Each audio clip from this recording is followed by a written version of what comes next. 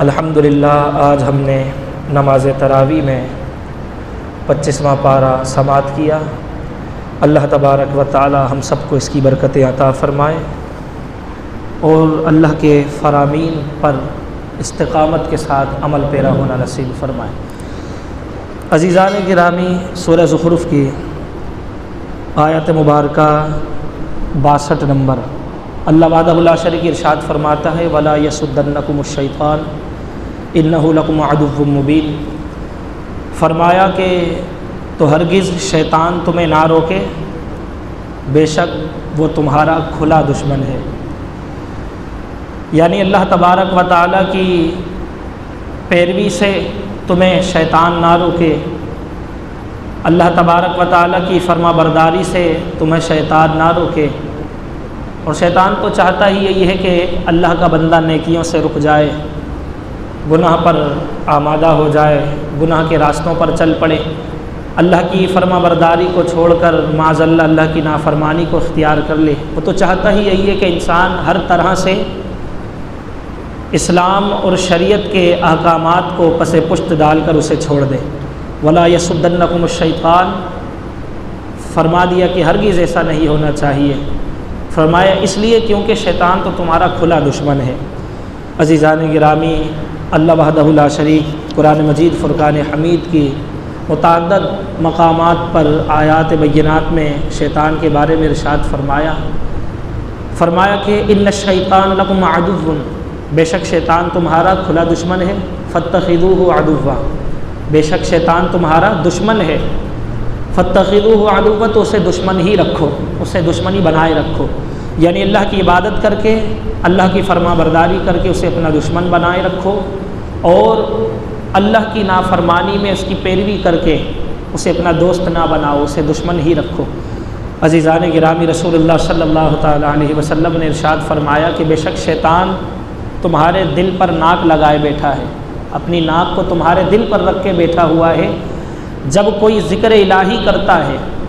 تو وہ اس سے دور ہو جاتا ہے، اور جو اللہ کے ذکر سے، اللہ کی یاد سے غافل ہو جائے تو وہ اسے نگل لیتا ہے۔ یعنی پہلے ناک لگا کر بیٹھا ہوا تھا، اب اللہ کے ذکر سے، اس کی یاد سے جو غافل ہے تو اس کا دل ہی اس کے منہ میں چلا گیا ہے، یعنی کامل طریقے سے وہ قابض ہو چکا ہے۔ عزیزان گرامی، امام غزالی رحمۃ اللہ تعالی علیہ فرماتے ہیں کہ انسانی دل جو ہے یہ ایک قلعہ ہے۔ آپ مثال دیتے ہیں انسانی قلب کی، فرمایا یہ قلعہ ہے کہ جس طرح دشمن اس قلعے پر حملہ کر کے اس پر قبضہ جمانا چاہتے ہیں، تو یہ شیطان بھی مومن کا دل جو ہے ایک قلعہ ہے، اس پر حملہ کر کے قابض ہونا چاہتا ہے۔ اور فرمایا اس قلعے کی حفاظت اس کے دروازوں کو بند کیے بغیر ممکن نہیں، اس کے رخنوں پر پہرہ داری، پاسبانی کیے بغیر اس قلعے کی حفاظت ناممکن ہے۔ تو فرمایا اور اس فریضے کو انجام وہی دے گا جب اس کی گزرگاہوں سے واقف ہوگا، اس کے دروازوں سے واقفیت رکھتا ہوگا، اس کے رخنوں سے اس کو واقفیت حاصل ہوگی۔ فرمایا یہ فریضہ وہی انجام دے سکتا ہے۔ فرمایا کہ اللہ کے رسول صلی اللہ علیہ وسلم، حضرت عبداللہ بن مسعود روایت کرتے ہیں کہ آقا دو جہاں صلی اللہ علیہ وسلم نے ہمارے سامنے ایک لکیر کھینچی اور فرمایا زمین پر، اور فرمایا اللہ کا راستہ ہے، وَأَنَّ هَذَا صِرَاطِي مُسْتَقِيمًا فَاتَّبِعُوهُ،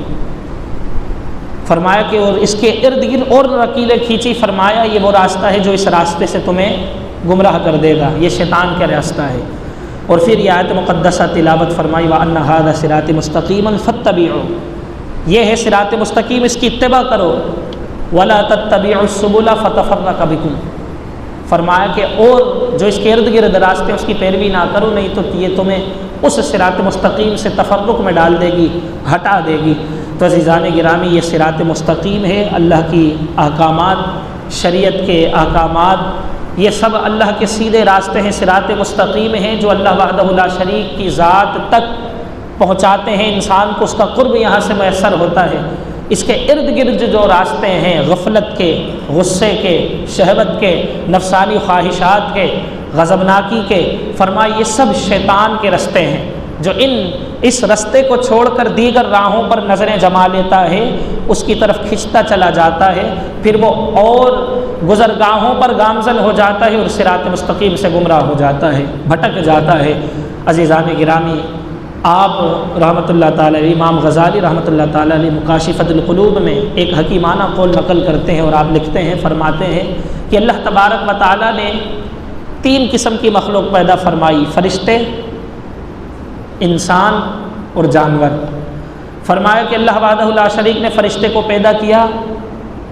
اس میں عقل کو رکھا، شہوت سے اس کو منزہ و بری پیدا کیا۔ فرمایا اللہ وحدہ لا شریک نے جانور کو پیدا کیا، اس کے اندر شہوت کو رکھا، عقل سے عاری کر دیا، یعنی اس کے اندر شہوت ہوتی ہے، خواہشات ہوتی ہے، بھوک لگتی ہے تو کھانے پہ منہ مارتا بغیر تمیز کیے کہ کہاں سے چھیننا ہے کہاں سے نہیں چھیننا، اپنے سے کمزور کا وہ گلا دبا کر گلا نوچ کر اپنی غذا حاصل کرتا ہے، بغیر کسی قواعد و قانون کا لحاظ کیے، بغیر کسی چیز کا امتیاز کیے ہوئے اپنی خواہشات کو پورا کرتا ہے۔ اور جب خواہش ہوتی ہے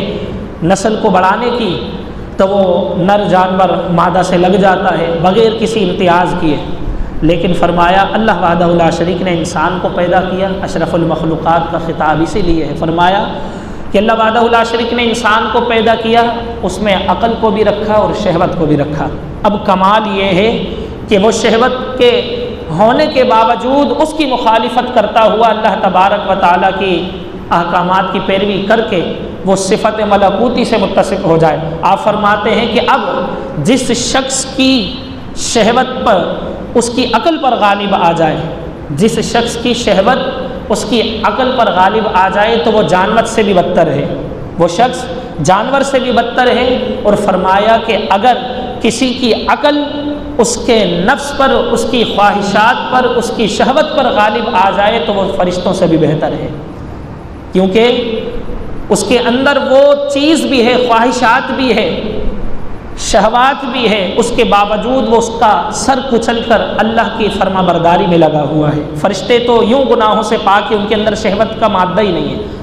نفسانی خواہشات ہی نہیں ہیں، ان کے اندر صرف اللہ نے علم رکھا، عقل رکھی ہے، وہ اللہ کے احکام کے تابع ہے، اللہ جو انہیں حکم فرماتا ہے وہ کرتے ہیں۔ فرشتے معصوم ہیں، گناہوں سے پاک ہیں۔ انسان کا کمال تو یہ ہے وہ گناہوں کی طاقت رکھنے کے باوجود گناہوں سے پاک ہے۔ عزیزان گرامی، فرمایا یہ شیطان کی جتنی بھی کارستانیاں ہیں، فرمایا کیونکہ انسان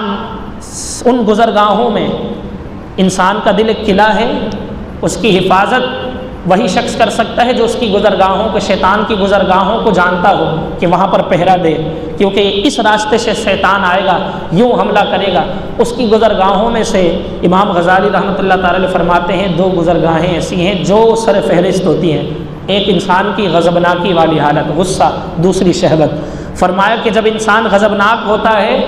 تو شیطان انسان سے ایسے کھیلتا ہے جیسے بچہ گیند سے، جہاں چاہتا ہے لڑکا دیتا ہے، جہاں چاہتا ہے اس کو پہنچا دیتا ہے، جہاں چاہتا ہے پھینک دیتا ہے، پکڑ کے لے آتا ہے، کھیلتا ہے اپنے اختیار سے، اس میں وہ اختیار آ جاتا ہے، اس گیند کو چاہے بچہ جیسے کھیلے، جیسے پھینکے۔ فرمایا جب انسان غضبناک ہوتا ہے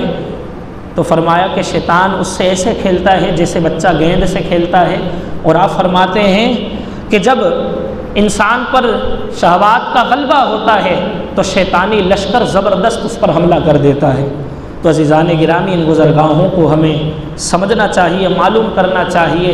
علماء کی مجلس میں بیٹھتے رہنا چاہیے، ان کے نصائح پر عمل ہونا چاہیے اور ان کی نصیحتوں سے لطف اندوز ہو کے، بہرہ دوز ہو کے اس پر عمل کرنا چاہیے۔ وحدہ لا شریک ہم سب کا حامی و ناصر ہو۔ اگرچہ اللہ رب العزت نے اس ماہ مقدس میں شیطان کو جکڑ دیا ہے زنجیروں میں، تو پھر اس کے باوجود انسان گناہوں پر کیوں؟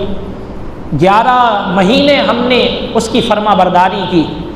11 مہینے ہم نے اس کے لگائے ہوئے طریقے پر لگے رہے، اب وہ طریقوں کی ہم میں عادت ہو گئی ہے۔ اگرچہ وہ 1 مہینے کے لیے بند ہے، مگر 11 مہینے جو ہم نے اس کی تابعداری کی، اس کے فرما برداری کی، اس کی اطاعت کی، اس کے بتائے ہوئے رستے پر چلے، اس لعین اور مردود شیطان و ابلیس کے، تو عزیزان گرامی وہ 1 مہینے کے لیے بند ہے تو کیا ہوا؟ اب سے ہماری تو عادت بن چکی ہے، نہ تو دیگر ہمارے گناہ ہم سے چھوٹتے ہیں، نہ نمازوں کی پابندی ہم سے ہوتی ہے، ایک جنون، ایک جذبہ شروع کے عشرے میں ہوتا ہے، آہستہ آہستہ وہ کم تر ہوتا چلا جاتا ہے۔ عزیزان گرامی، پہلے دن نماز تراویح میں مسجد بھر جاتی ہے، دوسرے دن کمی، تیسرے دن اور کمی، پہلے عشرے کے بعد پھر ایسی کمی واقع ہوتی ہے اور فقط 5 وقتہ نمازی ہی مسجد میں رہ جاتے ہیں، جیسا آپ کے درمیان یہ حال ہے۔ وحدہ لا شریک ہم سب کو اللہ کی فرما برداری کرتے ہوئے اور اللہ کی نافرمانی سے بچائے، اور اللہ کی نافرمانی کر کے شیطان کی پیروی کرنے سے محفوظ فرمائے۔ آمین بجاہ النبی الامین۔ وما علینا الا البلاغ المبین۔